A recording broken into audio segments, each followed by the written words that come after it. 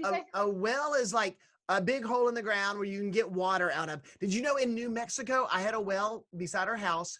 It was 600 feet deep to How get you the deep water. was it? 600 feet. Boom. Wow. You put 600 feet in it? It was incredible. I thought it was supposed to get water. But let me tell you what was in there, Pastor Andy. It was in the ground. It was a big thing with a ladder that you could crawl down. The ladder was a little bit taller than I am. And y'all, when we would open this hole on the bottom, it was a big metal circle. You would open the top for the ladder and it would go. And you always looked down there for rattlesnakes. I knew it got was in. going to be a snake story. Oh, no, I no, feel no. tricked and trapped. Let me tell you, as you start crawling down the ladder, you would think you're told that these live alone, but they don't. Because as you go down the ladder and you would look underneath in the ground where you're at, this big hole, there are black widow spiders everywhere. No, thank you. I am telling you, they are on the ladder. They're behind you on these pumps. Every time I went down there, I saw no less than 10 black widow spiders. I don't like that at all. It was awful. There we go. Years ago, there was a village in a desert land.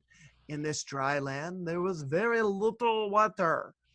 It seldom rained. But when it did, the people scurried about, capturing all they could in buckets and in pots.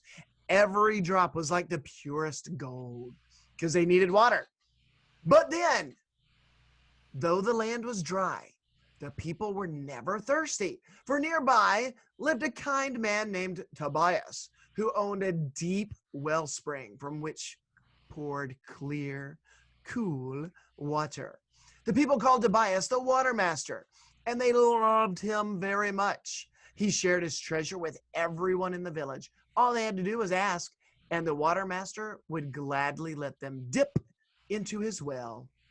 Drink all you want! He offered. The water's what? Delicious. I bet it had to be like spring water. It had to be delicious. Reminds me of the 4th and 5th grade retreat coming up. But not only did Tobias share from his well, but he taught his son to do this also. Tobias and his son, Julian, would help the people dip their buckets and carry their loads. Day after day, the people would come to the well. Tobias would smile and say, "Take all you need." He would talk to the people about their lives. He would laugh with them and inquire about their hopes and dreams, while Julian helped them draw water for their families. Tobias was a kind friend, always ready to help the little village people. One day, the water master announced to the village, "My son and I are going away for a while. While we're gone, my servant Elzevir will watch over the well. He will give you all the water that you need." And with that, the water master and his son turned and walked up the road leading from the village. The people were sad to see them leave, but they trusted Elzevir to supply their needs. And indeed, Elzevir did just as the water master said. Each day when the villagers came to ask for water, he eagerly filled their buckets. As he did, he told the people, "Take all you need. There's plenty of water." For a time, the village went about its business as usual. But then, one day, Elzevir noticed that the villagers were not grateful for what they received for their water. They just took their full buckets and raced away without one word of thanks. This troubled Elzevir so much that he decided to stop giving water to everyone. He forgot the water master's kindness to all. Instead, he announced to the villagers, "From now on, I will not give water to those who are not thankful." The people were surprised. After Elzevir's announcement, all the villagers tried hard to remember to thank him when they received their water. Sometime later, Elzevir noticed that some of the people were unkind to their neighbors and mean to their animals. Again, the substitute water master was bothered. He determined to give water only to nice people. If you are mean to your animals or unkind to your neighbors, you will get no water. He announced. The people worked hard to please Elzevir so they wouldn't go thirsty. But as time passed, the taskmaster, he continued to find some new faults with all the people. You are too busy. You are too lazy. You are not quick enough, or smart enough, or pretty enough. With each decision, fewer people were given water. Over time, the villagers grew sad and angry. How can we ever be good enough for Elzevir? They questioned. We'll die of thirst! They cried. As Elzevir's rules grew longer, the line for water grew shorter. The people growing thirsty began to give up. It's no use! The people cried. We can't please you! In the midst of the shoutings, a quiet figure approached the gathered villagers. Elzevir eyed the man suspiciously. Another thirsty soul, no doubt. He growled. Can you show that you are worthy of this water? The man quietly strode to the well and turned to the people. I have come to help you, he said.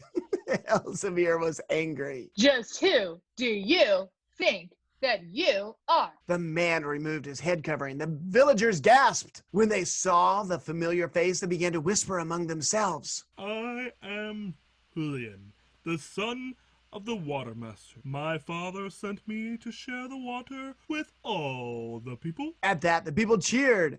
Elzevir became afraid. The villagers wanted revenge.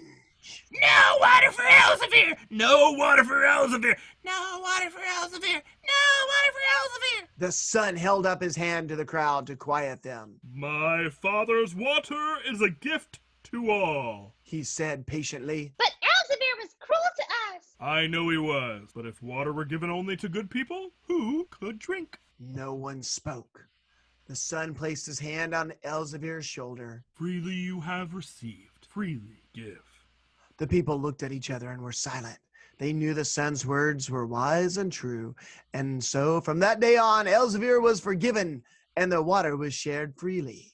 And you're looking at that going, okay, interesting story. What does this mean? Well, I'm thinking of, I've been given forgiveness. I've been given grace.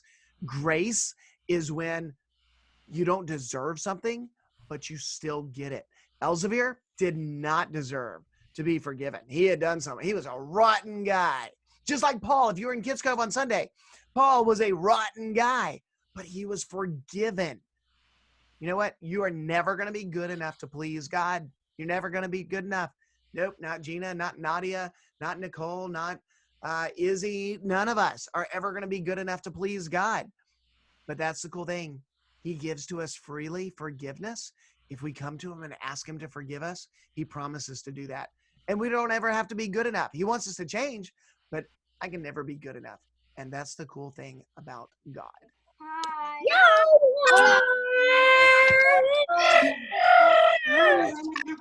What's been your favorite story so far, guys? She knows how to swim, but she won't like to swim. Probably the grape one. Grape one? Grape Yeah. one? Oh, yeah. Was that the one that Miss Minnick stank it up? No, that was the one with King Leonard, the first King Leonard story.